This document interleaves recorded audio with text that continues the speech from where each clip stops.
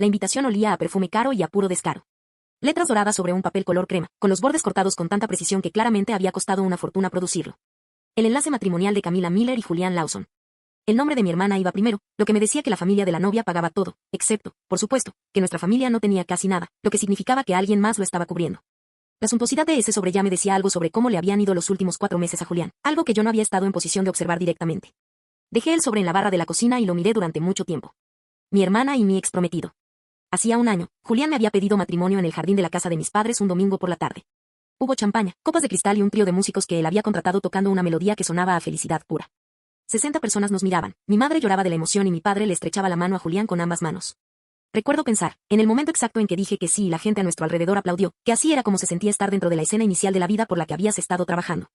4 meses después, me invitó a una cafetería cerca del Museo de Arte y me lo explicó todo. De Elena, dijo, ajustándose el reloj. Ese reloj que siempre se ajustaba cuando iba a decir algo que ya tenía muy ensayado. Mi carrera está entrando en una nueva etapa, círculos influyentes, personas que evalúan no solo al hombre, sino todo el paquete que lo rodea. Necesito una esposa que proyecte adecuadamente mi imagen. Hizo una pausa que claramente también había practicado. Has subido de peso. Ya no te arreglas como antes. Camila entiende mejor este ambiente. Ella es simplemente más presentable. Recuerdo que el café frente a mí todavía estaba lo suficientemente caliente como para soltar humo. Recuerdo el sonido exacto de la cafetería en ese instante, el chirrido de una silla, algo sonando en las bocinas y una conversación detrás de mí que no entendía en absoluto. Recuerdo mirar su reloj, que todavía seguía ajustando, y comprender que una persona puede decirte todo sobre sí misma en un solo gesto que no tiene nada que ver con las palabras. Fui a la casa de mis padres esa noche para contarle a mi madre lo que había pasado, y encontré a Camila ya allí. Estaba sentada a la mesa de la cocina con Julián, tomando café. Los tres estaban acomodados de la forma en que la gente se acomoda cuando han estado esperando a que alguien llegue y ya han decidido cómo irá la conversación. No hagas un drama de esto, cariño, dijo mi madre. Camila es joven y hermosa. Tú siempre has sido la fuerte. ¿Verdad que puedes manejar esto? Me quité el anillo de compromiso del dedo y lo dejé sobre la mesa de la cocina. Lo hice con mucho cuidado, lo que creo que lo sorprendió a todos más de lo que lo habría hecho si lo hubiera tirado de golpe. Luego me fui. Necesito retroceder un poco más para explicar cómo fueron los siguientes días y por qué estaba sentada sola en el bar de un hotel la noche anterior a la boda con un vaso de bourbon y una invitación que casi había tirado a la basura. Había estado trabajando como auditora financiera independiente durante 6 años para cuando Julián me propuso matrimonio. No era un trabajo glamuroso para los estándares sociales de los círculos en los que él se estaba moviendo, pero era un trabajo real. El tipo de trabajo que requiere precisión, paciencia y una tolerancia específica para encontrar cosas que han sido ocultadas, lo cual he llegado a entender. Es una habilidad profesional que tiene aplicaciones personales de las que nadie te enseña en la escuela. Mis clientes eran empresas medianas, negocios familiares y algunos contratos del gobierno. Yo era buena en eso. Era muy minuciosa. Mis informes tenían la reputación de ser del tipo que nadie quería recibir, pero que siempre te decían exactamente lo que había. Julián trabajaba en desarrollo inmobiliario, compras y financiamiento, la arquitectura social de poner tratos frente a las personas adecuadas. Era encantador de la manera que funciona en habitaciones donde el encanto es la moneda de cambio. Vestía bien, se reía en los momentos adecuados y tenía la confianza específica de un hombre cuya ambición era más grande que su cuenta bancaria, pero cuya cuenta bancaria estaba creciendo hacia ella. Había aprendido que proyectar el destino por adelantado era parte de cómo se llegaba a él. Las primeras señales de alerta fueron lo suficientemente pequeñas como para que las llamara de otra manera cada vez que aparecían. La primera fue una cena con sus colegas 8 meses antes de la ruptura, en la que Julián me presentó diciendo simplemente, Elena, ella está en finanzas, en un tono que no invitaba a preguntas de seguimiento. Y no ofreció detalles. Yo había dado una presentación esa semana al comité de una empresa con 900 empleados, y había encontrado un error que los salvó de una multa fiscal que les habría costado $3 millones. Nada de esto apareció en la presentación. Me dije a mí misma en el taxi de camino a casa que él estaba nervioso por mezclar su mundo profesional con el personal. La segunda fue un viaje a otra ciudad para una conferencia de bienes raíces 4 meses antes de la ruptura, donde un colega de Julián me estrechó la mano y dijo que había escuchado que yo era un gran apoyo para el trabajo de Julián. Usó el tono que los hombres emplean para una mujer cuyo papel en la vida se entiende como algo decorativo en lugar de importante. Julián no lo corrigió. Me di cuenta de que no lo corrigió. Me dije a mí misma que el colega había entendido mal y que Julián simplemente no había tenido tiempo de aclararlo. Me dije esto durante 2 semanas antes de dejar de pensar en ello. La tercera fue una cena familiar 3 meses antes de la cafetería, en la que Camila llevaba un vestido que registré en mi mente como significativo. No por el vestido en sí, sino por la forma en que Julián lo miró. El cuarto de segundo de atención cuidadosa que le prestó, y que luego desvió deliberadamente. El movimiento disciplinado y específico de un hombre que controla a dónde van sus ojos en una habitación donde su prometida está presente. Me dije a mí misma que estaba siendo paranoica, que es lo que siempre me decía cuando notaba cosas que no quería notar, convirtiendo mi propia percepción en un narrador poco confiable en mi propia historia. La cuarta fue la cafetería. Ya saben sobre esa. Después de la cafetería, hice lo que hago profesionalmente cuando surge un patrón a partir de datos que inicialmente no había entendido. Construí la línea de tiempo. Pasé 2 horas sola en mi departamento, mapeando cada momento desde la conferencia en adelante. Encontré 11 puntos de datos distintos, 11 momentos específicos que había justificado individualmente y que, vistos como una secuencia, formaban una imagen coherente. 11 no es coincidencia. 11 es una prueba. Y cuando encuentro 11 errores separados en un archivo financiero que apuntan todos en la misma dirección, no pregunto si están conectados, pregunto dónde se tomó la decisión. La decisión, en este caso, se había tomado aproximadamente 14 meses antes de la cafetería. El desvío de dinero comenzó 3 meses antes de la ruptura. Entendí más tarde que ambos eventos no estaban desconectados. Un hombre que había decidido robar dinero para financiar un cambio de estilo de vida ambicioso y un hombre que había decidido cambiar a su prometida por un modelo más presentable estaban operando bajo la misma lógica. Los recursos disponibles no eran suficientes para la imagen que requería, y la solución era tomar lo que necesitaba de donde estuviera disponible. Yo había sido uno de esos recursos. Fue entonces cuando todo cambió de rumbo. El bar donde me encontraba estaba en el Hotel Real Majestic, donde se celebraría la recepción de la boda la noche siguiente. Había decidido, sentada en el suelo de mi cocina a las 11 de la noche con un vaso de bourbon, que si iba a asistir a esta boda, no iba a llegar habiendo pasado la noche anterior sola en mi departamento. Iba a estar aquí, presente y sin inmutarme. Pedí un bourbon. El barman, un profesional con la seriedad de alguien que pasa una década sin preguntar por qué la gente se sienta sola en los bares de los hoteles, lo sirvió sin hacer plática, lo cual agradecí. Iba por mi segundo vaso cuando apareció un hombre de traje. Era del tipo que ciertas habitaciones producen con deprimente regularidad, ropa cara usada como armadura, y un rostro que esperaba que las cosas se movieran para él sin tener que pedírselo.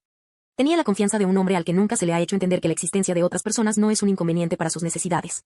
Me miró de la forma en que algunos hombres miran a las mujeres que ocupan un espacio que ellos quieren, con un desprecio diseñado para pasar como una broma si se le cuestionaba. Muévete, dijo, con el tono de alguien que da una orden. Necesito esta mesa para personas importantes. Me miró con una sonrisa de superioridad que reconocí como ensayada y agregó. Con un cuerpo así, de todos modos ocupas demasiado espacio. Todo se detuvo dentro de mí. No la quietud del shock, la cafetería ya había agotado mi capacidad de asombro para el futuro cercano. Fue la quietud de algo que ha sido provocado una vez de más en un periodo muy corto y que ya ha decidido dejar de producir una reacción. La quietud de una persona a la que recientemente se le ha dicho que su cuerpo era insuficiente para los requisitos de alguien. Y que no va a actuar una emoción para otro hombre haciendo la misma evaluación en una habitación diferente. Entonces escuché una voz detrás de él. Discúlpate. Fue una sola palabra. Profunda, sin prisas. El tono de un hombre que no levanta la voz porque nunca ha sido necesario hacerlo para producir el efecto que busca. El hombre de traje se dio la vuelta, y vi que algo le sucedió a su rostro que no había visto antes en tipos como él. Se quedó blanco. No pálido, blanco. El color específico que abandona un rostro cuando reconoce una consecuencia que no había incluido en sus planes. Se disculpó. Me miró directamente cuando lo hizo, no al hombre detrás de él, sino a mí, lo que me dijo que la instrucción había sido dada con esa especificidad.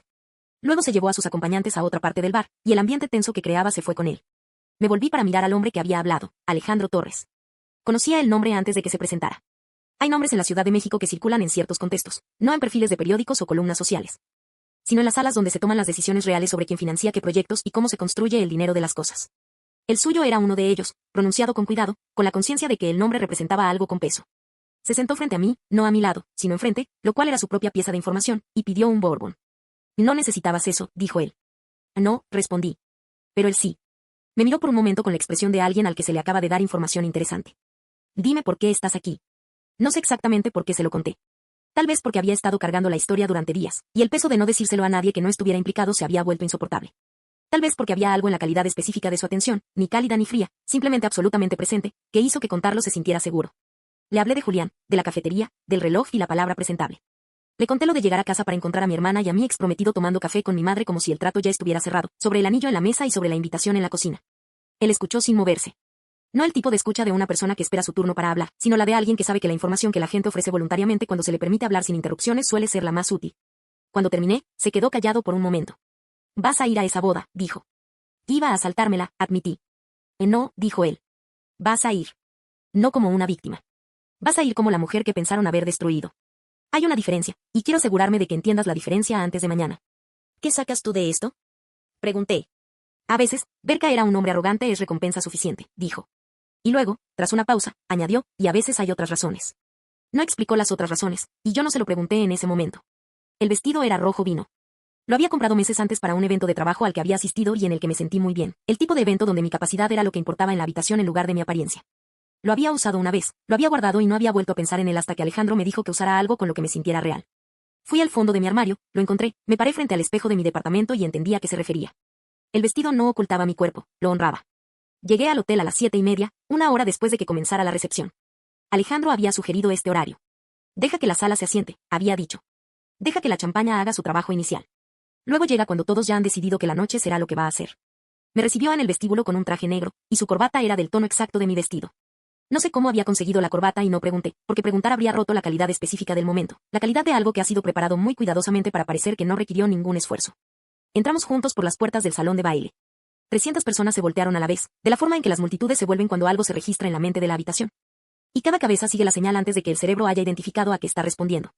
Me miraron a mí primero, el vestido, la postura, la cualidad específica de entrar a una habitación como si pertenecieras a ella, que es diferente de entrar como si estuvieras pidiendo permiso para quedarte. Luego vieron quién caminaba a mi lado. El silencio cambió por completo. Mientras la fiesta continuaba, en mi mente se reproducía otra realidad mucho más oscura. Lo que nadie en ese salón sabía era el secreto que yo guardaba. Por largo tiempo aguanté en silencio el desinterés y la frialdad de Julián, pero detrás de mi silencio se ocultaba un misterio médico. Me quedaba poco tiempo y el reloj avanzaba sin pausa. Hacía 2 años me habían diagnosticado una enfermedad grave. La noche después de dejar el anillo en la mesa de mis padres, regresé a mi casa vacía. La puerta se cerró con un golpe seco que resonó por todo el lugar. Me quedé tendida en la penumbra, observando el techo, oyendo cómo el eco de ese ruido se apagaba poco a poco. No experimenté furia ni melancolía, solo percibí el peso de mi propio cuerpo sobre el colchón, más pesado de lo normal, como si la gravedad hubiera decidido exigirme todos los años que me restaban por vivir de golpe. Me incorporé lentamente, fui al baño, abrí la llave del lavabo y me humedecí el rostro. Mis propios ojos me observaron desde el espejo y, por primera vez en mucho tiempo, no desvié la mirada. Me quedé contemplándome, el cabello revuelto, las ojeras marcadas, los pómulos resaltados de una forma que no tenían hace tiempo. Julián tenía razón en algo, me veía cansada, pero lo extraño era que al mirarme así, tan directamente, no sentí vergüenza. Sentí algo más cercano a la intriga, como si estuviera observando a una desconocida que había vivido mi vida por mí, tomando decisiones erróneas con una serenidad que yo nunca había terminado de comprender del todo. Apagué la luz y regresé a la cama. A la mañana siguiente sonó mi teléfono. Era el doctor Martínez. Su voz era serena y profesional, el tipo de voz que uno aprende a usar cuando pasa malas noticias a personas que no las esperan. Elena, los últimos exámenes llegaron. Necesito que vengas esta semana. Fui al día siguiente. El consultorio olía a papel y a desinfectante. Me senté frente a su escritorio y lo miré hablar. Vi cómo movía los labios, cómo indicaba cifras en una hoja, cómo su expresión se mantenía cuidadosamente neutral. Lo que me dijo modificó algo, no los resultados exactamente, sino una sola frase que pronunció casi al final, casi como si fuera un detalle secundario. Existe una posibilidad, Elena. Pequeña, pero existe. Hay un ensayo clínico en Monterrey. Están buscando pacientes con tu perfil exacto. Si calificas, el tratamiento está completamente cubierto. Me quedé callada un momento. ¿Cuánto tiempo tengo para decidir? 2 semanas, dijo. Después cierran el periodo de admisión. Salí a la calle y caminé sin rumbo durante casi 1 hora. No pensaba en el ensayo clínico, pensaba en algo mucho más pequeño. Pensaba en que hacía 3 años, cuando Julián y yo todavía éramos una pareja, solíamos caminar por este mismo barrio los domingos. Él siempre caminaba demasiado rápido y yo siempre me quedaba un paso atrás. Nunca le pedí que esperara. Nunca lo hice. Esa noche tomé una decisión. Llamé a mi amigo Oscar. Era abogado, uno de los pocos amigos verdaderos que me quedaban de antes. Le dije que necesitaba actualizar mi testamento, que necesitaba hacerlo rápido y en silencio. ¿Estás bien? Y me preguntó. Estoy bien, le dije. Solo quiero tener todo en orden. Hubo una pausa larga al otro lado de la línea. ¿Cuándo quieres que nos veamos? Mañana si puedes. Nos vimos en su oficina, una oficina pequeña llena de cajas apiladas y expedientes de colores. Oscar era ordenado con las cosas importantes y caótico con todo lo demás. Mientras revisábamos los documentos, me preguntó sobre los bienes que figuraban a mi nombre. Eran menos de lo que la gente suponía. Julián era el que proyectaba el dinero y las propiedades. Yo tenía una cuenta con ahorros modestos, un departamento pequeño que había heredado de mi madre antes de casarme y algunas cosas personales. ¿Y qué quieres hacer con el departamento? Me preguntó Oscar. Pensé un momento y luego le di un nombre que lo sorprendió. Pasaron 4 días. Camila y Julián no me buscaron, y yo no los llamé. Vivíamos en universos completamente separados. Fue la asistente de la oficina, Mara, quien me contactó primero con un mensaje de texto escueto. Julián tuvo una crisis por el estrés de los proyectos y está en el hospital. Camila está con él. Quería avisarle por si acaso. Lo leí 2 veces. No sentí lo que probablemente debería haber sentido. No sentí alivio, ni satisfacción, ni tristeza. Sentí algo más parecido al agotamiento, el tipo de agotamiento que llega cuando uno ha estado esperando que algo termine durante tanto tiempo que, cuando finalmente empieza a terminar, ya no queda energía ni para respirar hondo. Al día siguiente tomé un vuelo a Monterrey. No le dije a nadie. Armé una maleta pequeña, tomé los documentos del doctor Martínez y me fui. El aeropuerto estaba lleno de familias y de personas con prisa. Yo caminé despacio entre todo eso, con mi abrigo demasiado grande y mi maleta demasiado liviana, y nadie me miró 2 veces. En Monterrey hacía frío, un frío seco del tipo que se mete directo a los pulmones y se queda. Me instalé en un hotel pequeño, cerca del hospital donde se realizaba el ensayo. La habitación olía a madera y a calefacción eléctrica. Me acosté en la cama sin deshacer las maletas y dormí 10 horas seguidas, la primera vez en meses que dormía así. Al otro día fui al hospital. El proceso de admisión tomó 2 jornadas completas, análisis, entrevistas, formularios y más análisis. Los médicos eran jóvenes y serios, con esa energía particular de las personas que todavía creen que pueden cambiar el mundo. Me miraban como si yo fuera un problema interesante que resolver, y eso, curiosamente, me hacía sentir más viva que cualquier cosa que me hubieran dicho en años. Califiqué. La doctora que me dio la noticia se llamaba Silva. Era pequeña, hablaba rápido y usaba el mismo bolígrafo azul para todo. Me explicó el protocolo, los tiempos y los riesgos. Luego me miró directamente y dijo algo que ningún médico me había dicho antes. Belena, esto no es una cura. Es una posibilidad, pero las posibilidades importan. Asentí. ¿Tienes a alguien aquí contigo? Preguntó. No, dije. No lo dije con tristeza, solo con exactitud. Empecé el tratamiento esa misma semana. Los primeros días fueron difíciles de una manera que no esperaba. No era el dolor físico, aunque ese también estaba, era la quietud. Estar solo en esa habitación de hotel, sin nadie que me preguntara cómo me sentía, sin nadie esperándome afuera, sin ninguna voz al otro lado de la puerta. Al principio esa quietud me pesaba. Después, lentamente, empezó a parecerme honesta. No había nadie fingiendo. No había nadie mirándome como si fuera un adorno o un símbolo que usar. Solo estaba yo y mi cuerpo haciendo lo que podía, y los médicos haciendo lo que sabían. Era suficiente. Llevaba 3 semanas en Monterrey cuando Camila me llamó. No contesté la primera vez, tampoco la segunda. A la tercera llamada algo en mí se dio, no por debilidad, sino por esa curiosidad extraña que nunca terminaba de apagarse. Contesté. Hubo un silencio largo antes de que hablara. Elena, dijo su voz. Y algo en ese tono, algo que yo no le había escuchado en años, me hizo quedarme quieta. ¿Dónde estás? En Monterrey, dije. Otro silencio. ¿Por qué Monterrey? No respondí de inmediato. Escuché su respiración al otro lado, irregular, como si hubiera estado llorando antes de llamar. Finalmente dije. Hay un tratamiento aquí. Vine a intentarlo. El silencio que siguió fue diferente a todos los anteriores. No era el silencio de alguien que procesa información, era el silencio de alguien a quien el suelo se le acaba de mover bajo los pies. ¿Qué tipo de tratamiento? Preguntó, y su voz era casi un susurro. Consideré mis opciones. Podía seguir sin decirle nada, podía colgar o podía mentir con una media verdad. Había maneras de manejar ese momento que me hubieran dejado con el control, pero estaba cansada de protegerme. Hace 2 años me dijeron que tenía una enfermedad que no tiene cura. El médico de aquí dice que hay una posibilidad pequeña. Vine a tomarla. No hubo respuesta, solo el sonido de su respiración que de pronto cambió de ritmo. Desde hace 2 años, dijo al fin. Sí. Gun, no me dijiste nada. No había nada que decir, respondí. Esa respuesta la rompió. Lo supe por el sonido. No fue un llanto dramático ni ruidoso, fue el tipo de llanto que escapa cuando alguien intenta contenerlo y no puede. Pequeño, asfixiado, como algo que llevaba demasiado tiempo encerrado. Elena, dijo entre el silencio. Camila, dije yo. Y ninguno de los dos habló por un momento que se sintió muy largo. Finalmente ella preguntó.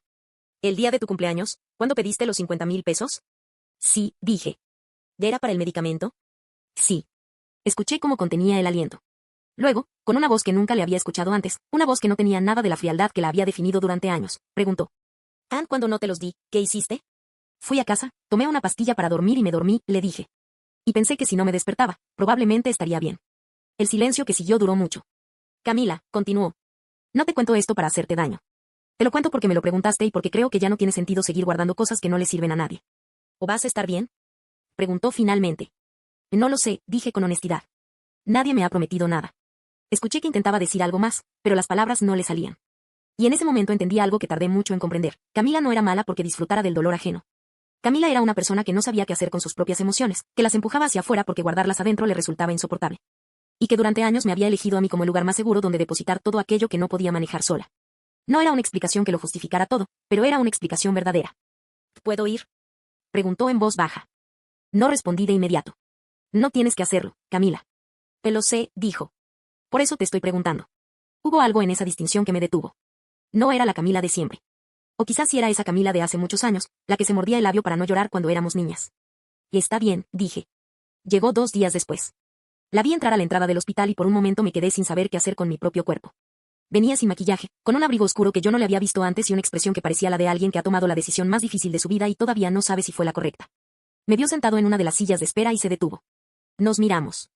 No corrió hacia mí, no hizo ningún gesto dramático, solo caminó despacio hasta la silla a mi lado y se sentó. Se quedó callada un momento mirando sus propias manos y luego me miró.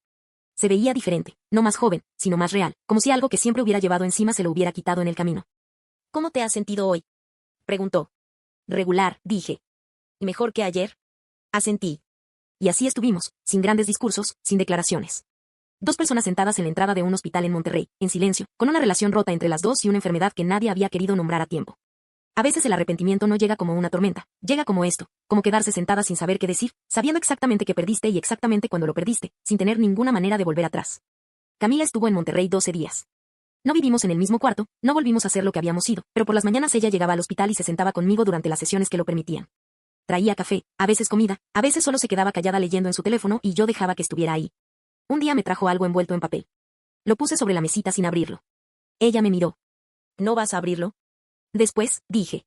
Lo abrí esa noche, sola en mi habitación. Era una foto pequeña tomada con una cámara vieja, con ese estilo característico de las cosas del pasado. Éramos nosotros dos cuando tendríamos 20 años. Estábamos paradas frente a un paisaje y yo estaba mirando a la cámara, pero Camila me estaba mirando a mí con una expresión de verdadero afecto. La miré durante mucho tiempo. Luego la guardé. Julián desapareció de la vida de Camila sin drama. No hubo confrontación ni escena final. Simplemente, cuando ella regresó de Monterrey, las cosas entre ellos ya habían terminado de una manera que ninguno de los dos necesitó confirmar. Eso me lo contó una conocida semanas después, como si fuera un dato menor. El tratamiento duró 6 meses. No voy a decir que fue fácil, no lo fue. Hubo semanas en que el cuerpo parecía rendirse antes que la mente, y semanas en que la mente se rendía primero. Hubo noches en que el silencio del hotel se volvía tan denso que tenía que encender la televisión solo para escuchar voces humanas. Pero también hubo mañanas en que me despertaba y sentía algo que hacía tiempo no reconocía. No alegría exactamente, algo más tranquilo, algo parecido a querer saber qué venía después. La doctora Silva me llamó un martes por la tarde. De Elena, los últimos análisis llegaron. Me senté en el borde de la cama. Los números mejoraron significativamente. No estamos fuera de peligro todavía, pero esto es mucho mejor de lo que esperábamos. Me quedé callada un momento. ¿Qué significa eso en términos prácticos? Pregunté. ¿Significa que seguimos? ¿Significa que hay razones para seguir? Significa que estás ganando tiempo, Elena. Mucho tiempo. Colgué el teléfono y me quedé sentada en silencio durante un rato. No lloré. No sentí la necesidad de llamar a nadie de inmediato, ni de gritar. Solo me senté ahí, en esa habitación de hotel con olor a madera, y respiré profundamente. Y pensé en Camila. No con rabia, no con amor tampoco, al menos no del tipo que duele. Pensé en ella con algo más parecido a la compasión. Esa compasión específica que uno siente por las personas que llegan tarde a entender las cosas. No porque sean malas, sino porque a veces el miedo nos hace caminar en la oscuridad durante años antes de que nos atrevamos a encender la luz. Esa noche le envié un mensaje. Solo una línea, los análisis mejoraron. Hay razones para seguir. Tardó 4 minutos en responder, 4 minutos que de alguna manera sentí pasar uno por uno. Su respuesta fue también una sola línea, me alegra, Elena. De verdad, me alegra. La leí, la guardé, apagué la pantalla y, por primera vez en mucho tiempo, me fui a dormir sin pastillas. Hay cosas que uno entiende demasiado tarde. No porque sea tonto, sino porque la vida tiene esa costumbre cruel de revelar sus lecciones cuando ya el precio está pagado. Camila entendió tarde que las relaciones no se sostienen con dinero ni con apariencias, que las personas que aguantan en silencio no lo hacen porque no sientan nada, sino porque a veces eligen no gastar ese sentimiento en quienes no saben recibirlo. Yo crack tarde que callar no siempre es dignidad, que a veces el silencio no protege, solo aplaza las cosas. Pero hay algo en llegar tarde que no es completamente inútil. Llegar tarde todavía es llegar. Y a veces, en los casos más extraños, la vida te da 2 semanas para decidir y tú decides ir a Monterrey. Y resulta que eso es suficiente para cambiar lo que parecía irreversible. No sé qué va a pasar después, nadie me lo ha prometido, pero esta mañana me desperté, me miré en el espejo y esta vez no aparté la vista. Y eso, por ahora, es todo lo que necesito. Volví a la ciudad un jueves por la mañana. No avisé a nadie. Tomé el primer vuelo disponible con la misma maleta pequeña con la que había salido y llegué a un aeropuerto que olía exactamente igual a como lo recordaba, a café y a movimiento. Tomé un taxi hasta el departamento de mi madre, el que ahora era mío, el que nunca había terminado de habitar del todo porque siempre me había sentido una invitada en mi propia vida. Subí las escaleras despacio y abrí la puerta. Adentro todo estaba igual, cubierto por esa quietud específica de los lugares que llevan tiempo sin ser habitados. Me senté en el sillón frente a la ventana y miré la calle durante un rato sin pensar en nada en particular. Esa tarde Oscar me llamó. No era una llamada de cortesía, lo noté por el tono desde las primeras palabras. Había algo contenido en su voz, el sonido de alguien que lleva días decidiendo si debe decir algo y finalmente ha decidido que sí. ¿Cuándo volviste?, preguntó. Hoy, dije. ¿Puedes venir a la oficina mañana? ¿Pasó algo con el testamento? Hubo una pausa breve. No exactamente. Ven mañana, Elena. Hay algo que necesitas saber. Fui a la mañana siguiente. La oficina olía igual que siempre, a papel y a limpio. Me senté frente a su escritorio y lo miré. Tenía una carpeta cerrada frente a él que no abrió de inmediato. ¿Cómo estás?, me preguntó primero. Mejor, dije. Los análisis mejoraron mucho. Asintió, pero su expresión no se relajó. Lo que tenía que decir era otra cosa y los dos lo sabíamos. Abrió la carpeta. Hace 3 semanas me contactó alguien, dijo. Un hombre joven. Dijo que te conocía, que había trabajado en la empresa donde Julián tenía sus proyectos. ¿Quién?, preguntó. Oscar giró la carpeta hacia mí. Adentro había documentos, páginas impresas con números, datos, fechas y transferencias. Los miré sin entender del todo al principio, y luego empecé a leer más despacio. Tardé un momento en procesar lo que tenía frente a los ojos. Elena, dijo Oscar en voz baja. Durante el último año, alguien realizó transferencias periódicas desde una cuenta secundaria de los proyectos de Julián hacia una cuenta a tu nombre. Pequeñas al principio, luego más grandes. En total son poco más de $80,000. Levanté la vista. Yo no autoricé ninguna transferencia, dije. Él lo sé. Por eso este joven vino a verme, porque él fue quien las hizo. Se llama Gabriel, es un asistente del departamento legal. Y quería que supieras por qué lo hizo. Lo que Oscar me explicó en los siguientes 20 minutos lo organizó cada conversación, cada silencio y cada momento de los últimos 2 años de una manera que no esperaba. Gabriel llevaba trabajando en la empresa desde antes de que los problemas comenzaran. Era discreto, meticuloso e invisible de esa manera en que son invisibles las personas que hacen bien su trabajo sin necesitar reconocimiento. Había visto todo desde adentro, la forma en que Julián manejaba sus asuntos con frialdad, los movimientos extraños de dinero y la manera en que yo aparecía de vez en cuando en las conversaciones de la oficina.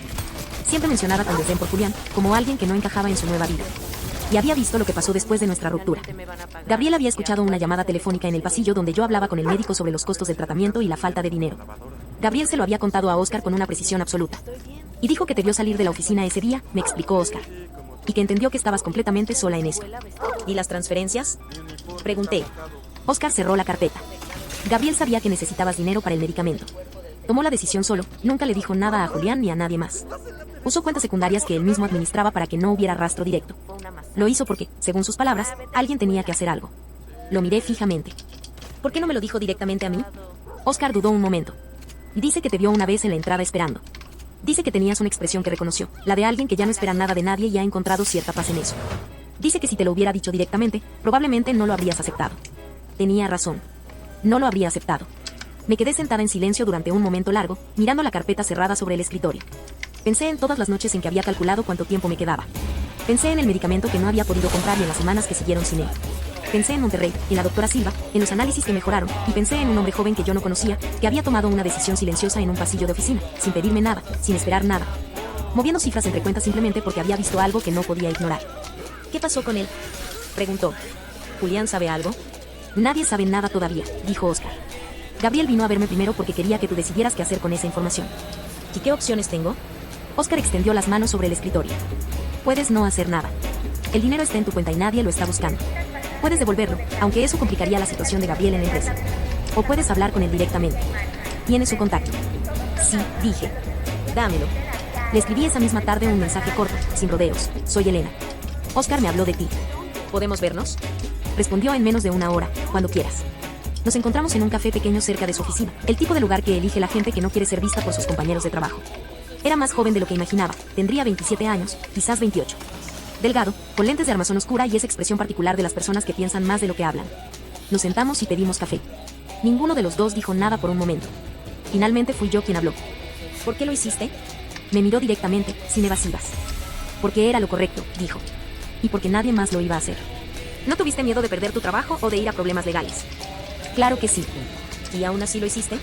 Asintió sin dramatismo, como si estuviera describiendo algo completamente ordinario. Lo miré durante un momento. ¿Y cuánto tiempo llevas en la empresa? Pregunté. Un poco más de 2 años. En ese tiempo, ¿cuántas veces habías hecho algo así? Nunca, dijo. Solo esta vez. ¿Por qué esta vez fue diferente? Tomó un trago de su café antes de responder. Porque te vi esperando en esa entrada, dijo. Y vi la cara que tenías.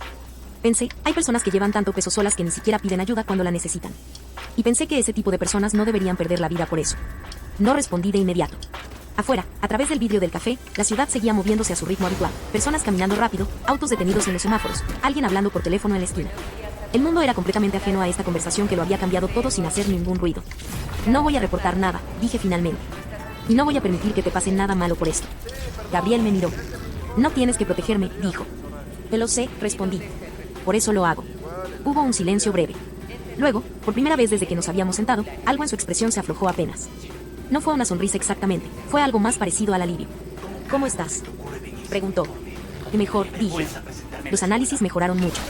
Asintió lentamente, como si esa información le importara de verdad. Me alegra, dijo. De verdad me alegra. Anne lo decía en serio. Eso era lo más extraño de todo, un hombre que casi no me conocía, que había tomado un riesgo enorme por alguien que vio una sola vez, sentado frente a mí en un café ordinario, diciéndome que se alegraba de que estuviera bien. Sin pedir nada a cambio.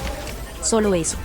Esta noche, de regreso en el departamento, me senté frente a la ventana y estuve un rato largo pensando en la cadena invisible de cosas que habían tenido que ocurrir exactamente como ocurrieron para que yo estuviera ahí. La enfermedad, la cafetería, los 50,000 pesos que mi familia no me dio, la decisión de ir a Monterrey, el ensayo clínico y, en algún punto de esa cadena, sin que nadie lo viera, un hombre joven con lentes moviendo dinero en silencio desde un pasillo de oficina porque había visto mi cara y había decidido que eso era suficiente razón. Pensé en todo el peso que yo había cargado sola durante años, convencida de que esa era la única manera de vivir. Convencida de que necesitar a alguien era una forma de debilidad y que la dignidad consistía en no pedirle nada a nadie. Y resulta que mientras yo cargaba ese peso sola, había alguien que lo había visto y había actuado sin que yo se lo pidiera, sin que yo siquiera supiera que era posible. A veces la vida no te da lo que necesitas a través de las personas que debería dártelo. A veces llega de un ángulo completamente inesperado, de alguien que no tiene ninguna obligación contigo, ninguna historia, ninguna deuda, solo una decisión tomada en un pasillo, en silencio y sin testigos. Eso era lo que nadie me había enseñado, que el mundo también funciona así. Camila me llamó esa noche. Contesté. ¿Cómo estuvo el día? Preguntó. Interesante, dije. ¿Bien o mal? Bien, creo. Distinto. Hubo una pausa. Elena dijo. ¿Podemos vernos pronto? La pregunta era simple.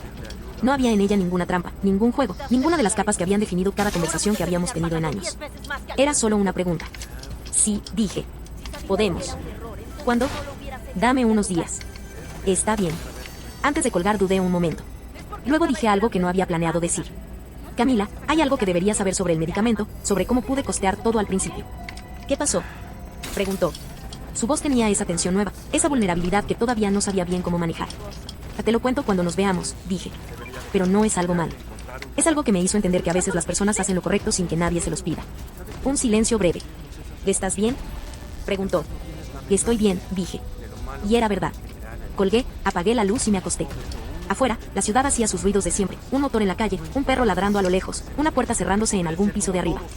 Yo estaba ahí, en ese departamento que olía a recuerdos y a tiempo detenido, con los análisis mejorando, con una conversación pendiente y con el nombre de un hombre joven que no tenía ninguna razón para ayudarme y lo había hecho de todas formas. Me dormí pensando en eso, y dormí bien. Hay personas que entran en tu vida por las puertas equivocadas, en los momentos equivocados, y aún así dejan algo que no desaparece. Hay personas que te ven una sola vez y toman una decisión que cambia el rumbo de todo sin que tú lo sepas, sin que nadie lo aplauda, sin que haya ningún registro de su valentía más allá del resultado silencioso de sus actos. Yo pasé años creyendo que el mundo era un lugar donde cada quien carga con lo suyo y nadie mira hacia los lados, y en cierto sentido, seguía siendo verdad. Pero también era verdad esto, que en un pasillo de oficina, un día cualquiera, alguien había mirado hacia los lados y ese detalle tan pequeño lo había cambiado todo. No aprendí a confiar en todo el mundo, no me volví ingenuo, pero aprendí algo más preciso, que no todos los que podrían ayudarte van a anunciarlo, que algunas de las cosas más importantes que te pasan no hacen ningún ruido, y que a veces basta con dejarse ver, aunque sea una sola vez esperando, con la cara que uno tiene cuando ya no espera nada. A veces eso es suficiente para que alguien decida hacer algo. Llamé a Oscar esa noche. No para contarle nada urgente, solo para escuchar su voz, ese tono pausado y confiable que tenía desde siempre, como alguien que ha decidido tomarse el mundo con más calma de la que el mundo merece. Hablamos de cosas sin peso, de un partido que había visto el fin de semana, de un problema en su oficina que llevaba meses sin arreglar y de la comida que mejoraba con el clima frío. Antes de colgar me preguntó cómo estaba. Bien, dije. Raro, pero bien. Raro. ¿Cómo? Como alguien que acaba de entender algo que debería haber aprendido hace mucho, dije, y que no sabe bien si reírse o quedarse callado. Oscar hizo una pausa breve. Yo me quedaría callado, dijo, y luego me cenaría algo rico. Me reí, una risa corta y genuina, del tipo que aparece cuando uno menos lo espera. Buenas noches, Oscar. Buenas noches, Elena. Colgué. Me quedé sentada en el sillón con el teléfono apagado sobre las rodillas y el departamento en silencio alrededor. La misma quietud de siempre, pero con algo diferente adentro, algo que no pesaba igual que antes. Fui a la ventana. La calle estaba casi vacía. Un auto pasó despacio y una luz encendida en el edificio de enfrente dibujaba la silueta de alguien moviéndose. Pensé en Gabriel, en ese gesto suyo tan silencioso. Me pregunté si él sabía lo que había movido con esa decisión, si había calculado las consecuencias o simplemente había actuado desde algún lugar más profundo. Probablemente nunca se lo preguntó así. Probablemente solo vio algo que no podía ignorar, y no lo ignoró. Eso era todo. A veces así de simple es la cosa más importante que alguien hace en su vida. Me alejé de la ventana, apagué la luz de la sala y caminé despacio hacia la habitación, pasando junto a la caja de fotos que todavía no había terminado de ordenar. Junto a las cosas pequeñas que conforman una vida cuando uno se detiene a mirarlas de verdad. Me acosté, cerré los ojos y, por primera vez en mucho tiempo, no pensé en lo que faltaba. Pensé en lo que había estado ahí todo el tiempo, quieto y verdadero, esperando a que yo dejara de mirar hacia otro lado. Afuera, la ciudad siguió haciendo sus ruidos de siempre, y yo me dormí dentro de ellos como alguien que finalmente ha encontrado el lugar donde debe estar, aunque ese lugar sea solo eso, una cama. Un silencio y la certeza tranquila de haber sido vista una vez por alguien que decidió hacer algo. Con eso era suficiente. Con eso, por fin, era suficiente.